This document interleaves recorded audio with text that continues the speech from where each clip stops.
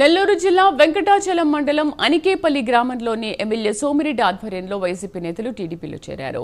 అనికేపల్లిలో 50 లక్షల రూపాయలతో రామాలయం నిర్మాణానికి ఏర్పాటు చేశామని సోమిరెడ్డి తెలిపారు.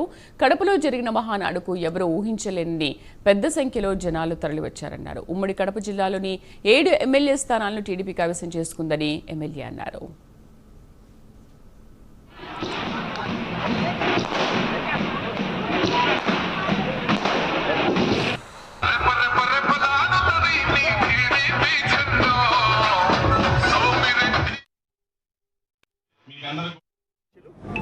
యాభై లక్షలకి శంకుస్థాపన చేయడం కూడా జరిగిందని చెప్పేసి మీ అందరికీ నేను మనవి చేస్తున్నాను. రాముల వారి ఆశీర్వాదాలు అందరికీ ఉండాలని నేను కోరుకుంటున్నాను.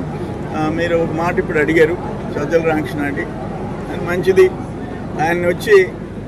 ఆయన బుద్ధిమంతుడు, గుణవంతుడు, శీలవంతుడు, కానీ ఏదో చెప్పినట్టు అందరూ పెద్ద మనుషులు, కానీ పుట్లో ఉండే అన్ని ఖాళీ అయినట్టు. అక్కడ మొగళ్ళూరు ఆయన మండలంలో ఆయన మంత్రిగా వరదాపురం, మొగళ్ళూరు, డేగపూడి ప్లస్ మరుపూరు ఇన్ని దగ్గరలో ఇల్లీగల్ మైనింగ్ జరిగిందంటే ఆయన పాపం బిడ్డ కాకాని గోవర్ధన్ తెలియకుండా జరిగిందో సజ్జల రామకృష్ణారెడ్డి చెప్పాలి.